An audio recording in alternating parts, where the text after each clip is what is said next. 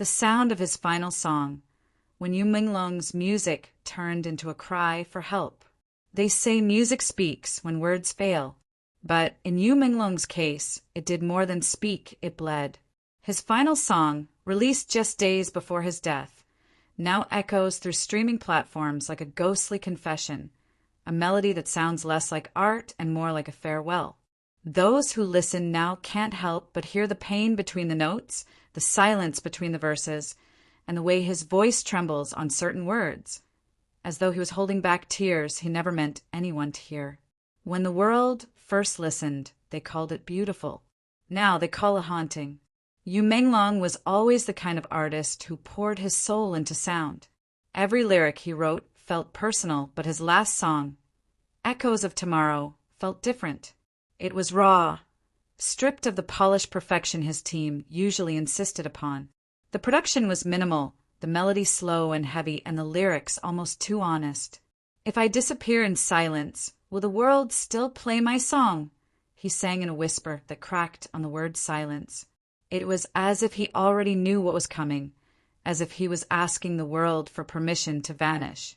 The song opens with a lone piano chord suspended in air, followed by the faint sound of rain. Many dismissed it as an artistic choice, a metaphor for heartbreak. But now, fans swear it was a recording of the actual storm that hit his city the night he wrote it. They say he recorded it from his window, sitting alone, watching the rain blur the lights of a world that never stopped moving, no matter how still he felt inside. To the public, Menglong was radiant, a man with everything: fame, beauty, talent, millions of fans. Yet behind the golden lights and applause, he was a quiet storm unraveling. Those who worked closely with him said he often stayed behind after concerts, sitting at the piano long after everyone had gone home, playing the same melody over and over again. Sometimes he hummed under his breath. Sometimes he didn't make a sound at all.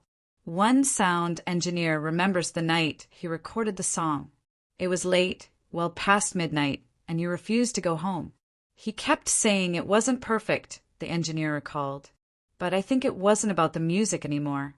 He was trying to fix something inside himself, something he couldn't name. When the song was finished, he didn't celebrate like he usually did. There was no champagne, no laughter, no behind-the-scenes posts on social media. Just a quiet nod and a whisper, "It's done." A week later, he was gone. The industry spun in shock. The fans wept. The internet filled with theories, condolences, and disbelief. But those who dared to replay Echoes of Tomorrow found themselves unable to ignore the truth written into every verse. The second verse, in particular, hit differently. They cheer for the mask, not the man beneath. They see my smile, but not my teeth. I'm drowning in applause that never stops, while my heart forgets how to beat. At first, it sounded poetic, a commentary on fame and loneliness. But after his death, the words feel like a scream trapped inside a song. He was spelling out his exhaustion, his isolation, the cruel trade between authenticity and adoration. The world clapped for his illusion, while the real Menglong quietly faded behind it.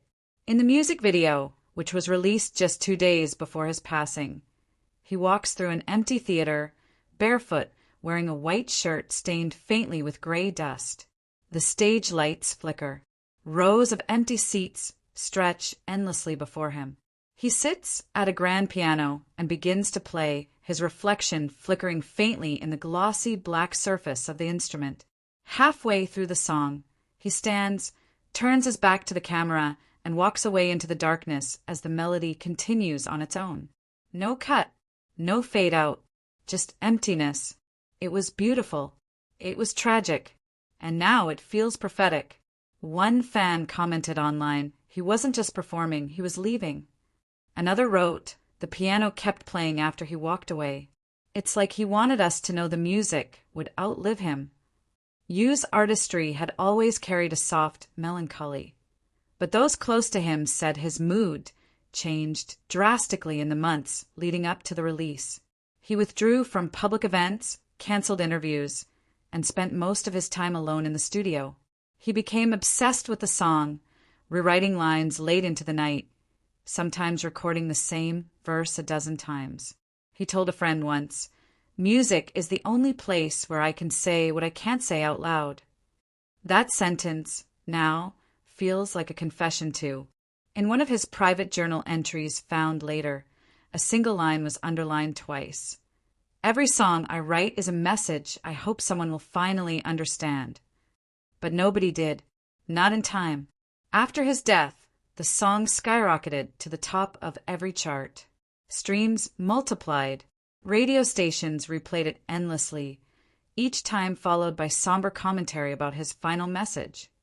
Artists around the world posted tributes. Yet the bitter irony remained. The world finally heard him, only after he stopped singing. Critics began dissecting the music like detectives, searching for clues. The chord progressions, they noticed, moved from major to minor key halfway through, a subtle descent that mirrored emotional collapse. The tempo slowed gradually toward the end, as though time itself was dissolving. The final note lingers longer than any other in the song, echoing in silence, just like his absence.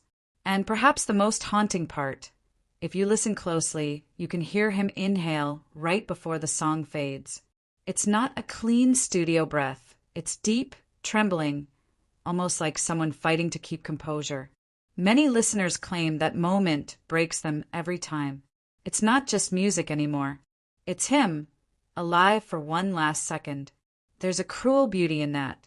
His death has become a mirror, forcing fans and industry insiders alike to confront how fame can suffocate the very souls it praises. The world demands perfection, but perfection kills. Menglong's final song wasn't a failure. It was an SOS wrapped in melody. After the tragedy, his management released a statement saying he had been struggling silently. That phrase, struggling silently, spread like wildfire across social media, painted on digital memorials, whispered like a prayer. Because, in truth, the silence was the loudest part of his song. There's a scene fans still talk about from an old interview. When asked what music meant to him, you smiled and said, "Music is the sound of what I can't tell people." The audience laughed softly, thinking it was just an artist's poetic answer. But looking back, it was more than that. It was the truth hiding in plain sight. His close friend and fellow artist, Xiaozhan, once said after the funeral, "I listened to his song again last night, and for the first time, I didn't hear music. I heard a man begging not to be alone." Even Wang Yibo, who had rarely spoken publicly about personal loss, shared on social media, he didn't just leave a song. He left a story inside every note. And now that we hear it clearly, I wish we could have listened sooner. In the weeks that followed, candlelight vigils were held outside recording studios and theaters where you once performed. Fans gathered, holding their phones up with the song playing in unison, the melody echoing across the night like a collective heartbeat. The song still plays. Weeks have passed since Menglong's death, yet the haunting melody of Echoes of Tomorrow lingers everywhere, on radios, in cafes, whispered through headphones late at night by those who still can't believe he's gone.